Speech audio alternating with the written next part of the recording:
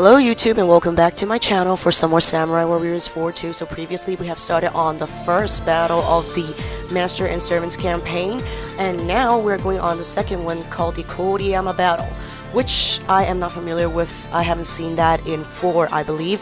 This is going to be a awesome one battle because I can't wait to start something that is not being repetitive.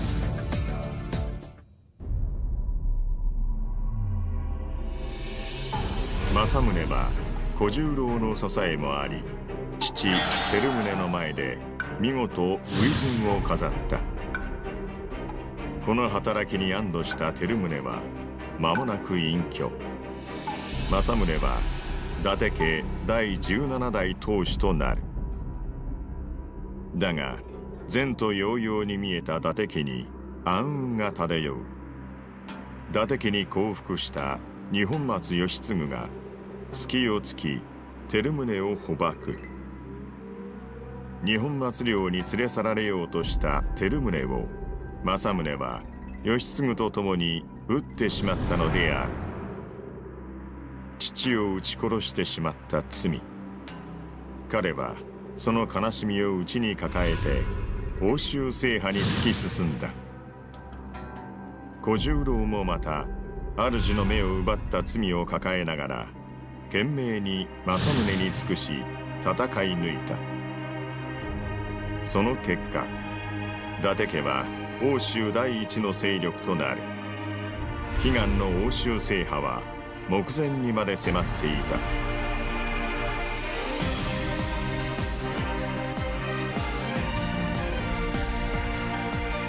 主従の将郡山合戦。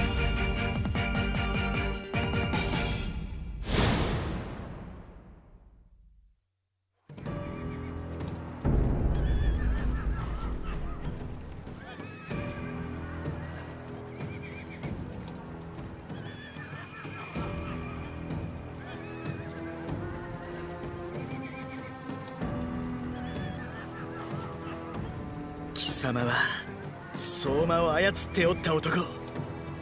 わしに首を差し出しに来たか。それはできないね。天下の色男が死んじまったら世の女性が悲しむ。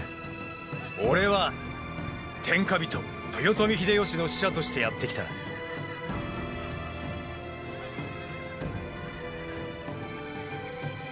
戦は終わりだ、伊達政宗。この書状を読んでよく考えるんだな。私的な領土紛争を禁じ、違反した者は厳罰に処すか。小十郎、どう思う？秀吉様にはこうお伝えいただきましょう。今より戦う者どもは秀吉様に背く逆賊。これを討伐するは死闘にあらずと。お前そんな理屈が通用すっかよ。故に秀吉様に近き孫一様にこの戦の立ち会い人になっていただきたいのです。は？俺に一緒に戦えってか？ご心配なく伊達の勝利は揺るぎないかと。孫一様に危険が及ぶことはございません。そういう意味じゃねえ。いいか、秀吉の物量は半端ねえ。奴が本気出しゃ欧州なんて人のみ。ご案じめさるな、天下の色男殿。いや、天下人の名代殿。秀吉殿に盾つく逆賊はこの政宗が一瞬で平らげるゆえ。覚えてろよお前ら。地の小十郎参ります。いらっしゃいませ。お買い得品があり、毎度ありがとうございます。毎度ありがとうございます。毎度ありがとうございます。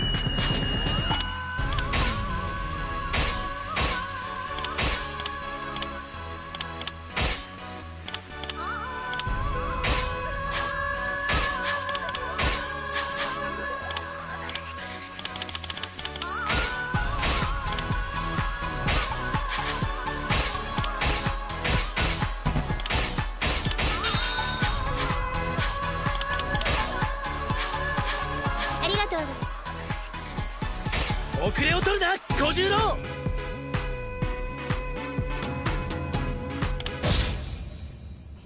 You know what I mentioned in the, I guess, final comments before I end the last video is that this guy is sassy and witty, and there he go. He's like, he already know what's gonna happen. Like Hideyoshi is gonna rise as one of the most powerful men in Japan. There is no way we could fight against him. The only way that we could justify our acts of battling against other forces without sounding like we're acting like we're doing treason is to have our messenger, Mr. I guess, Magoichi, to supervise our win for the sake of Hideyoshi.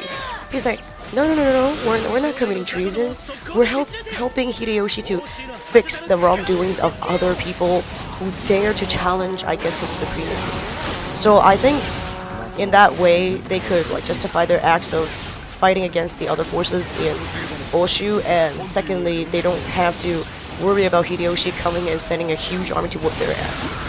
Speaking of Mr. Magoichi though, he's actually in the previous game of 4, he's actually incorporated in the storyline of the Oshu line, probably because, first of all, even if the addition of Kojuro does help, I guess, progress the storyline for a bit, it still doesn't really make much of a difference because there's maximum of 3 of them. Like Kojuro, Masamune, as well as Magoichi, so basically that's not gonna really work out. I don't know if you noticed, like, compared to my previous video, my stuffy nose sound not better, but at least not so congested like it was. I tried out different medication, and this one kind of stopped me from having difficulties of breathing, which, thank God, at least I could still talk. Because just now, although I didn't sound like I'm suffocating, I'm just like, damn it, man, I'm like not even breathing in enough air to sustain myself, so yippity-doo. Coming back to the battle though, like, I guess, see, Kojuro's like, everything I do is done for Masamune, and whatever I could do, I would try anything. Like, I would even sacrifice anything for the, I guess, success of the Date family and my debt to Masamune because I took his eye out, I gouged his eye out.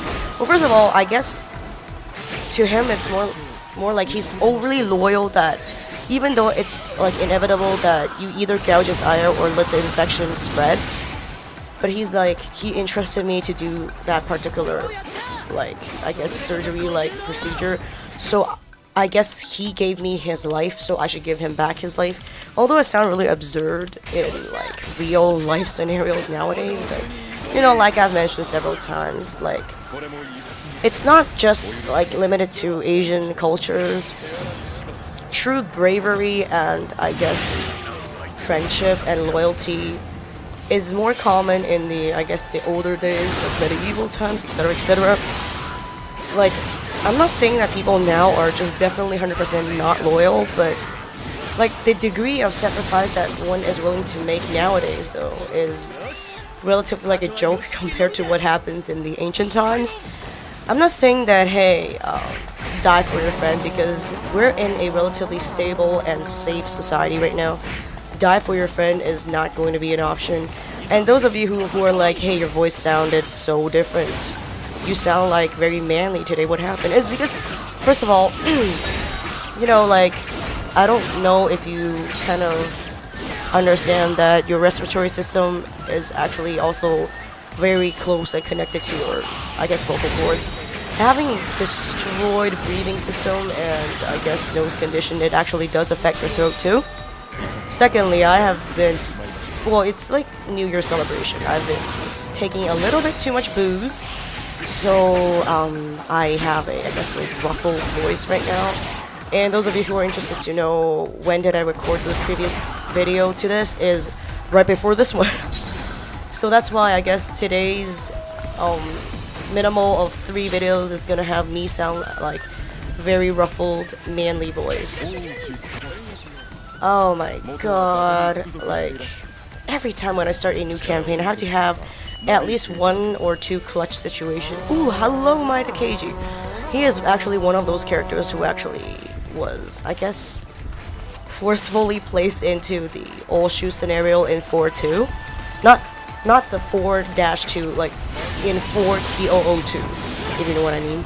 like I've said before, obviously because they have not that many warriors to choose from, so they ended up actually placing Saiga Magoichi as well as Maeda Keiji as an incorporated character in the campaign, just for the fact that they could at least have a fuller story with more characters to choose from. Because the, I guess, 2-character gameplay is already featured in 4. But those people who are, I guess, elitists would go like, but they already have multiplayer, like, playable in Warriors of Orochi, as well as the freaking Chronicles. Well, let's put it this way, I'm talking about the just console series. Does that work for you? Because, you know, like, regardless of your size and, I guess, popularity of your channel, there's always elitists just likes to ruin your day. Obviously, I don't give crap about a lot of things, and elitist bullshit comments are one of them. I'm not trying to like fire, like make a lot of people like just fired up and shit, but you know what? YouTube, TV station, anything, radio, singers, actors, anything, are just doing a lot of hard work for your entertainment. You don't have to actually, I guess, give credit or acknowledge them or just praise them like you don't mean it, but at least understand the fact that you don't like that particular thing, genre, whatever. There are people who actually like that. Being disrespectful to, I guess, whatever content that is made or whoever that makes the content doesn't make you a greater person, because you're not being disrespectful to that content producer. It's actually to those who actually enjoy the content. Obviously, my channel so far, I guess, probably before this particular comment on this video is not gonna get a lot of dislikes. I'm pretty sure like the wave of dislike is gonna come right after this video, and I have no regrets, because I've seen a lot of my favorite YouTubers. The bigger their channel grow, the more ridiculous comments would go.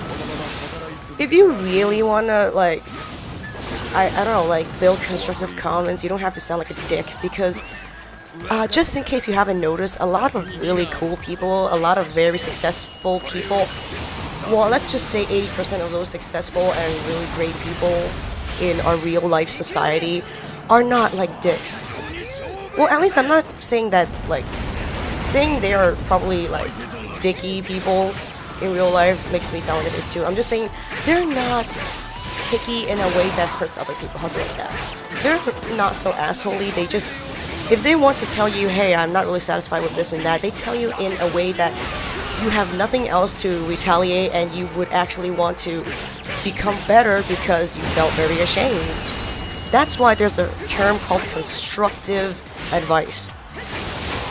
And all in all, I guess most of the channels that I tune in on, like, sometimes you've got to understand, like, for those channels who are extremely big, obviously they have some sort of, like, YouTube connections that actually do help them, like, make some, I guess, money, or if their channel grow as big as those huge ones like Machinima, like Vsauce, which, by the way, are the channels that I actually really like Watch Mojo, Matthew Santoro. Just in case you don't know, I'm actually raised in Vancouver.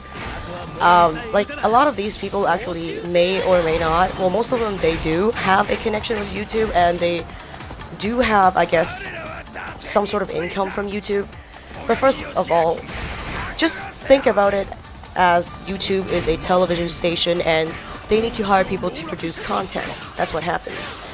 Like, although you might feel like, hey, they're just making videos, like, you just record yourself and slap it on internet. Well, if you really think that way, I'm just like, I don't know where you come from, because from where we live in right now, called the Earth of, I guess, 2015, recording doesn't work that way. Unless you own those, like, like, few $100,000, I guess, whatchamacallit, like, video recorders, it doesn't work that way. For some situations, you actually have a very nice mic, but you have a crappy recorder. Or you have an average mic and average recorder, you have to, like, fix up your environment for recording, and not everyone, even in real life television, could do things in one take. There's a reason why, like, most of my commentary have me like pronouncing words sluggishly, like having incorrect names read and stuff. For people who actually do live comments, it's easier to find out that we make mistakes. See, I made a mistake just now. It's just like everything is done with, I guess, respective level of difficulty. Just like, oh, the students, like still teenagers, must have a very enjoyable and easy life. Well, no, because I don't know how many of you actually look at statistics like a lot, but the stress level of modern teenagers compared to teenagers 50 years ago went multiple, I guess almost like 10, 20 folds. Like, that's ridiculous. Just because they're not working or trying to do something that we are good at doing doesn't mean they're not like having a bad time. And going back to the video, obviously people are like, recent videos, you're not really concentrating on what you're trying to say, but those of you who actually are watching the battle but not just listening to me acting like I'm doing a podcast would know that this is a battle for, I guess, like I've mentioned in the very beginning of the battle, is they want to take down, is it Okami? I don't even know how to read his name because I don't remember every single name in Sengoku, okay? You might go like, thumbs down, you suck. Well, come on, not even the real Japanese people, younger generation, could remember every single historical figure's name. It's just like, you might know world history, but you can't remember how to spell and how to pronounce every single person in history. Because a lot of those people who are in Europe have a name that sounded like that in English, but they're actually pronounced in a different way, okay? And I'm not trying to make an excuse for myself, just try to learn Japanese yourself, and you'll know what I mean. I'm not really, like, perfect in Japanese, but for I guess, gaijin, I am doing okay la. And I suddenly sound like I'm from Singapore or Hong Kong, which, no intention of mocking anyone, so right now, this battle is just, they want to clear off the threat of the dude I'm fighting off right now, and his clan of people. And they're like, well, you know what, even though you have the bravery and guts to take down your own father for the success of the Date family, doesn't mean that you can actually be the ruler of Oshu. And he's like, you know what, screw that, I'm gonna take you on. But unfortunately, during the, I guess, still living times of Hideyoshi, he's like, I'm gonna take over the world. Well, not like take over, but like unite Japan and put an end to all these chaos and, I guess, all the disputes in, like, covering the whole of Japan. So he's like, you know, Date Masamune, your Date family doesn't own a lot of land. And I don't like people fighting without my consent, so either you surrender or I'm gonna take you out. But obviously, like I've told you that Kojuro's like very smart. He's like, nope, not gonna happen. Like, we're not doing, I guess, illegal fighting with other clans and like districts of Japan. I'm just doing that for the sake of Hideyoshi. Let's clear you off the threat of these, I guess, savages in Oshu. So that's why he's like very like slyly bypassing the fact that they just wage war without having Hideyoshi saying yes to it. Well, obviously you might like argue like Hideyoshi's not the Japanese emperor, why does everyone have to be afraid of him? Well, the term Tenkabito actually means the person who is famous and most powerful in the whole. Well, back then to them, like outside of their country, they don't know a lot of things about I guess the outer world. They think Tenka, like the whole world, is to themselves. So being the Tenkabito means you're actually the most powerful person in the world. Well, obviously they still like have, I guess, trade with Europeans, but not every single person accepts the fact that there are other people in the world. So yeah. So there's a reason why Hideyoshi, as a Tenkabito, the most powerful person in Japan, could literally say, hey, I don't want to wage a war. If you really don't listen to me, I have so much resources, so much soldiers, that I could whoop your bums. Oh, no, oh, ooh, you already know where this is going. He's like, hey, I took down Oshu. And I'm gonna be like, taking over the world soon. And then like, I guess I guess like what Kojuro says, like, oh, well then, I guess our next target will be the most powerful person in Japan, Hideyoshi. Obviously, if you've played 4, you already know they're not gonna directly come in clash with Hideyoshi yet. But ultimately, I guess after like a small struggle, they just fall under Hideyoshi.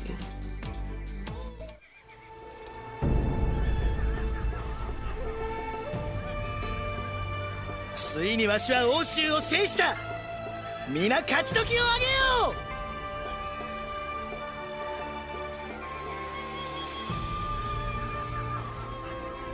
う。政宗様はこれで欧州の覇者、天下人にある程度恐れを抱かせる立場となられました。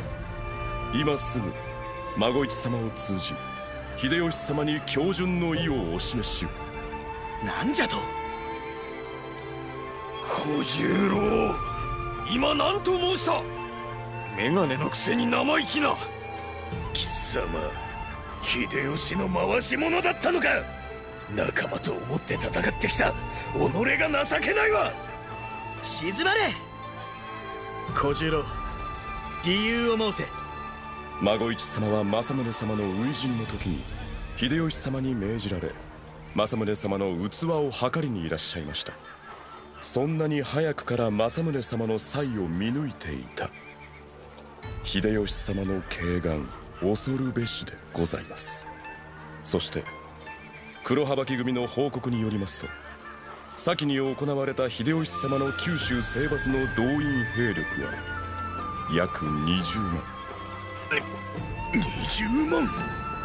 同盟国北条と共に秀吉様に対したとしても、率直に申し上げれば勝つ見込みはございません。政宗様、ご決断を。10年遅かったわ。もっとわしが早う生まれておれば秀吉と肩を並べることもできたであろうに。ですが政宗様は他の英雄に比べてお若い。天下を得られる気もまた訪れましょう。秀吉に伝えよ孫一。北条攻めの際は必ず参上するとな。ま、ありのままを伝えておくぜ。あとは秀吉次第だな。So basically, I guess Kojuro just, without really asking the consent of Masamune, he says, we're going to join the force of Hideyoshi and we will be under your command, and please keep peace with us. Well, he didn't say keep peace with us, but Masamune actually understand what he meant, and he was complaining that if I was born 10 years earlier, the world would be mine. But he's like, but you're still young, the world could still be yours. So with that said, let's look forward to the next battle.